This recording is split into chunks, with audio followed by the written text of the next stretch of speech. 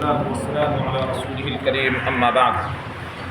آج کے درس میں آپ کے سامنے چھٹے پارے کا خلاصہ پیش کیا جا رہا ہے۔ اس پارے کے اندر میں دو حصے ہیں، نمبر 1 سورہ نساء کا بقیہ حصہ اور نمبر 2 سورہ مائدہ کا ابتدائی حصہ۔ سورہ نساء کے بقیہ حصے کے اندر میں 3 اہم باتیں بیان کی گئی ہیں۔ نمبر 1 یہود کی مذمت کی گئی ہے، دوسرا نصارہ کی مذمت کی گئی ہے، میراث کا مسئلہ بیان کیا گیا ہے۔ یہود کی مذمت کہ انہوں نے حضرت عیسیٰ علیہ السلام کو قتل کرنے کی سازش کی، مگر اللہ تبارک و تعالی نے حضرت عیسیٰ علیہ السلام کو مکمل طور پر بچا لیا، جس کا ذکر تیسرے پارے کے اندر میں بھی آ چکا ہے، اور زندہ اللہ تبارک و تعالی نے حضرت عیسیٰ علیہ السلام کو آسمان پر اٹھا لیا۔ اللہ کے نبی صلی اللہ علیہ وسلم کی صحیح حدیث کے مطابق آسمان سے حضرت عیسیٰ علیہ السلام قیامت سے پہلے نازل ہوں گے روئے زمین کے اوپر، تقریباً اس روئے زمین کے اوپر 40 سال تک زندہ رہیں گے اور حکمرانی کریں گے، اور پھر اللہ تبارک و تعالیٰ اس زمانے کے اندر میں حضرت عیسیٰ علیہ السلام کے زمانے کے اندر میں دنیا کے اندر میں نعمتوں سے پر کر دے گا، پوری دنیا کو نعمتوں سے اللہ تبارک و تعالیٰ پر کر دے گا حضرت عیسیٰ علیہ السلام کے زمانے میں، اور ان کا تفصیلی تذکرہ احادیث کی کتابوں کے اندر میں موجود ہے، وہاں دیکھا جا سکتا ہے۔ دوسرا نصارہ کی مذمت کی گئی ہے کہ یہ لوگ حضرت عیسیٰ علیہ السلام کے بارے میں غلو کے شکار ہیں۔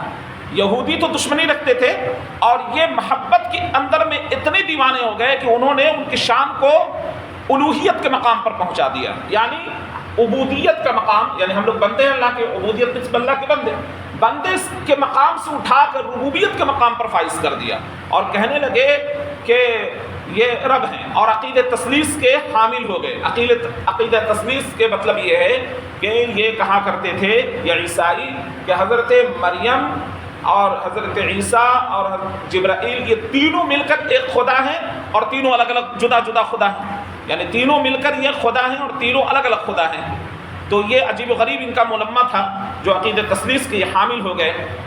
نمبر 3 میراث کا مسئلہ بیان کیا گیا، بہت مختصر سا، یعنی اس کی صورت کے اخیر میں میراث کا مسئلہ بیان کیا گیا سورہ نساء کے بالکل اخیر میں۔ اس کے اندر میں کلالہ کے سلسلے میں بیان کیا گیا۔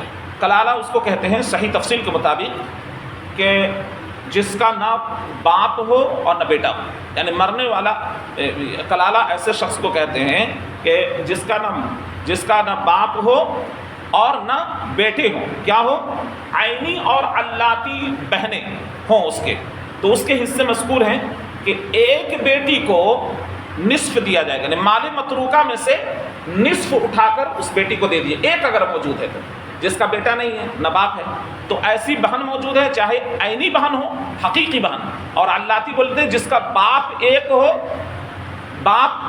ہو مائیں الگ ہوں، دونوں بہنوں کی مائیں کیا ہوں، الگ ہوں، اور باپ ایک ہی ہو، تو اس کو بولتے ہیں علاتی۔ ان کے حصے مذکور ہوئے ہیں کہ ایک بیٹی کو پورا کا پورا نصف مال دے دیا جائے گا مال متروکہ میں، اور باقی نصف میں جن کا حصہ ان کو دیا جائے گا۔ ایک سے زیادہ اگر ہے، یعنی بیٹیاں اگر ایک سے زیادہ ہیں کلالہ، تو وہ 2 ثلث سب کو دیے جائیں گے، 2 ثلث، یعنی ان دونوں کو 2 ثلث دیے جائیں گے۔ اور اگر بھائی بھی ہوں اس کے، تو لڑکے کو لڑکی سے دوگنا ملے گا، یعنی لڑکی کا جتنا بن رہا ہے اس کا دوگنا لڑکے کو ملے گا۔ دوسرا حصہ سورہ مائدہ کا ہے، جو سورہ مائدہ کے اندر میں ابتدائی حصہ جو بیان کیا گیا ہے چھٹے پارے کے اندر میں، اس کے اندر میں 5 اہم باتیں بیان کی گئی۔ نمبر 1 سب سے پہلے ایفاء عہد کو بیان کیا گیا، اوفوا بالعقود یا ایھا الذین آمنوا اوفوا بالعقود، کہ اے ایمان والو ہر جائز عہد و پیمان کو پورا کرو جو تمہارے اور رب کے درمیان میں ہے۔ تمہارے اور رب کے درمیان میں جتنے فرائض ہیں سب اللہ تبارک و تعالیٰ سے گویا ہم نے شہادہ کے اندر میں معاہدہ کر لیا ہے۔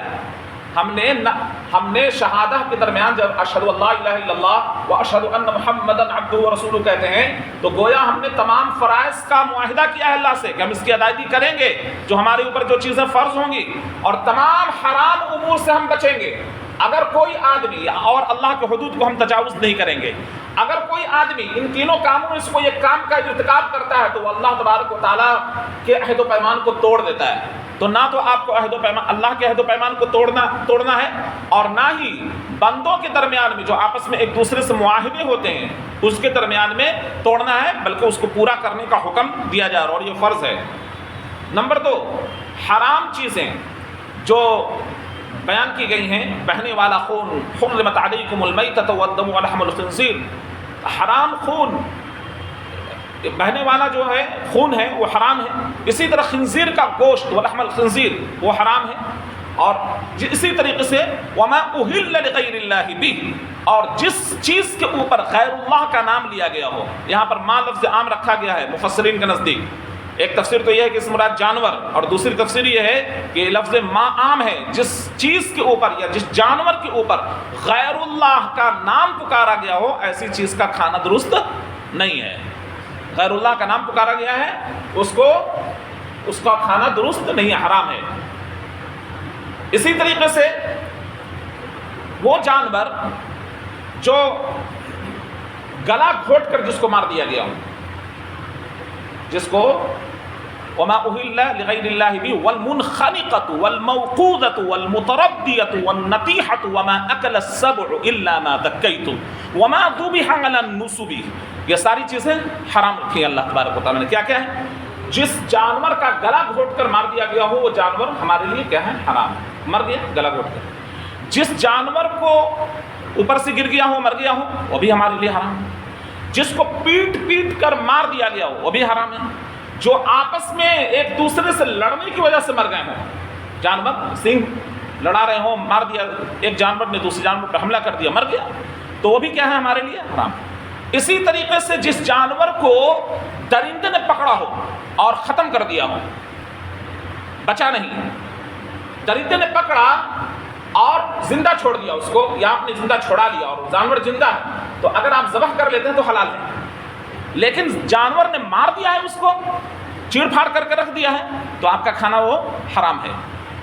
وما اکل السبع، اسی طریقے سے وہ چیزیں، وہ جانور جو کسی آستانے کے اوپر ذبح کیا گیا ہو، دیکھیے قبروں کے اوپر ذبح ہونے والا جانور حرام ہے قرآن کی روح سے، اللہ نے حرام کیا ہے، میں نہیں حرام کر رہا ہوں، اللہ تعالیٰ کہ آستانوں کے اوپر ذبح ہونے والے، جہاں پر شرکیت کام ہوتے ہوں، مزار ہو یا بت کی پوجا ہوتی ہو، ایسے آستانوں کے اوپر وہاں پر منت مانگ کر جانور کو ذبح کیا جاتا ہے، آستانوں کے اوپر چڑھاوا جو چڑھایا جاتا ہے وہاں پر ذبح کیا جاتا ہے جانور کو، تو آستانوں کے اوپر ہونے والا ذبح کیا جانے والا جانور کیا ہے؟ وہ حرام ہے۔ تو یہ حرمت کی چیزیں اللہ تبارک و تعالیٰ نے بیان فرمائی۔ اس کے بعد میں طہارت کا مسئلہ بیان ہوا ہے، وضو کا خصوصاً، اور وضو کے طریقے احادیث کے اندر میں بیان کیے جا چکے ہیں۔ یہاں پر تو وضو کے سلسلے میں فرمایا گیا کہ جب تم نماز کے لیے کھڑے ہو تو اپنے چہرے کو دھل لو، اور اپنے ہاتھ کو دھل لو، اپنے سر کا مسح کرو، اور اپنے دونوں پیروں کو دھل لو۔ اور پھر احادیث کے اندر میں اس کے دھلنے کی تفصیل کیا ہے؟ بخاری کے اندر میں امام بخاری رحمۃ اللہ علیہ نے وضو کی پوری ترتیب بیان فرمائی ہے، اور آیات کریمہ کے تحت احادیث کو نقل کیا ہے کہ کیسے ہم کو وضو کرنا ہے۔ تو وضو کیسے کرنا ہے؟ جیسے ہمارے نبی نے وضو کی تعلیم دی ہے ویسے ہی کرنا ہے، اس میں سے آپ کچھ نہیں چھوڑ سکتے ہیں۔ نبی نے اس آیت کریمہ کو کر کے بتایا کہ کیسے آپ کو کرنا ہے، تو ویسے ہی آپ کو وضو کرنا ہے جیسے اللہ کے نبی صلی اللہ علیہ وسلم نے وضو کیا ہے۔ پھر اس کے بعد میں تیمم وغیرہ کا اور غسل کا مسائل بیان ہوا کہ اگر پانی نہ ملے تیمم کے لیے، وضو کے لیے، غسل کے لیے، تو اور غسل آپ کے اوپر فرض ہے یا وضو کرنا ہے آپ کو، حدث اکبر یا اصغر کے شکار ہو رہے ہوں تو آپ تیمم کریں۔ تیمم کا طریقہ کیا ہے کہ اللہ نے فرمایا پاک مٹی کی طرف قصد کرنا ہے، تو جس چیز سے تیمم کرنا وہ مٹی ہے۔ اب یہ چکنا دیوار ہے، اس کو مار کے تیمم ہم نہیں کر سکتے ہیں جب تک کہ مٹی نہ ہو، تو مٹی کے اوپر قصد کرنا ہے۔ تو مٹی کی طرف اللہ نے بتایا کہ پاک مٹی کی طرف قصد کرنا، ہاتھ مارنا ہے، اور فرمایا اللہ نے فامسحوا بوجوہکم وایدیکم من، کہ اپنے چہرے کا مسح کرو اور اپنے ہاتھوں میں سے مسح کرو۔ اب کتنا مسح کرنا ہے؟ وایدیکم من، یعنی ہاتھوں میں سے مسح کرنا ہے۔ کتنا مسح کرنا ہے؟ اللہ کے نبی صلی اللہ علیہ وسلم بتا رہے ہیں، بخاری کے اندر میں روایت ہے، اللہ کے نبی صلی اللہ علیہ وسلم نے ایک ضرب لگایا اور اپنے کلائیوں کا مسح کیا، وضرب ضربۃ ومسح بوجهه وکفیہ، اپنے چہرے کا مسح کیا اور اپنے کلائیوں کا مسح کیا۔ اور قرآن کی بھی ترتیب یہی ہے جو صحیح حدیث کی ترتیب ہے کہ فامسحوا بوجوہکم، اپنے چہرے کو مسح کرو اور اپنے ہاتھوں میں سے مسح کرو۔ تو ہاتھوں میں سے کتنی مقدار ہے؟ اللہ کے نبی صلی اللہ علیہ وسلم مقدار فرمائے کہ ایک ضرب لگانا ہے مٹی کے اوپر، ایک مرتبہ مارنا ہے، اور اگر مٹی زیادہ لگ جائے ہاتھ میں تو پھونک مارنا ہے، اپنے چہرے کے اوپر پھیرنا ہے اور اپنے دونوں کلائیوں کے اوپر پھیر لینا ہے، بس اتنا ہی تیمم ہو جاتا ہے۔ یہی طریقہ بخاری کے اندر میں رسول اللہ صلی اللہ علیہ وسلم نے تیمم کا بتلایا ہے۔ تو تیمم کے مسائل بیان ہوئے۔ اس کے بعد میں ایک واقعہ حابیل اور قابیل کا قصہ بیان کیا گیا کہ قابیل نے اپنے بھائی حابیل کو قتل کر دیا تھا۔ پھر اس کے بعد میں قتل اور چوری کے احکامات بیان کیے گئے، اور نمبر 5 جو باتیں آخر میں بیان کی گئی ہیں، یہود و نصارہ کی مذمت کی گئی ہے کہ یہ لوگ خود کو اللہ تبارک و تعالیٰ کا بیٹا کہتے ہیں، حالانکہ ان کے اوپر اللہ تبارک و تعالیٰ کے عذاب بھی آتا ہے۔ اپنے زمانے میں مہلک ترین عذاب ان کے اوپر آئے، بیماریوں کی شکل میں چہرے تبدیل کر دیے گئے، بندر اور خنزیر کے شکل میں ان کو تبدیل کر دیا گیا۔ نبی صلی اللہ علیہ وسلم کو ان کی طرف سے جو سرکشیاں ہو رہی تھیں ان کے اوپر تسلی دی گئی ہے کہ گھبرانے کی ضرورت نہیں ہے، یہ تو ملعون ہے اور ان کو لعنت کی گئی ہے، مسلمانوں کو ان سے دوستی کرنے سے منع فرمایا گیا ہے۔ اور حضرت داؤد اور عیسیٰ علیہ السلام کی زبانی ان کے اوپر اخیر میں لعنت مذکور ہوئی ہے۔ پھر اخیر میں بتایا کہ یہ تمہارے خطرناک دشمن ہیں۔ سب سے خطرناک دشمن کون؟ یہود، اور دوسرے خطرناک دشمنوں کو نصارہ۔ تو یہ دونوں تمہارے کیا ہیں؟ خطرناک قسم کے دشمن ہیں، لہٰذا ان سے چوکنا رہو، ان سے ہوشیار رہو، ان کی سازشوں کو سمجھو اور ان سے بچنے کی کوشش کرو اور ان کے نقش پا کی پیروی نہ کرو۔ اللہ تعالیٰ سے دعا ہے کہ اللہ تعالیٰ ہم تمام لوگوں کو یہود و نصارہ کی تقلید سے بچائے۔ آمین۔ سبحانک اللہم و بحمدک، اشہد ان لا الہ الا انت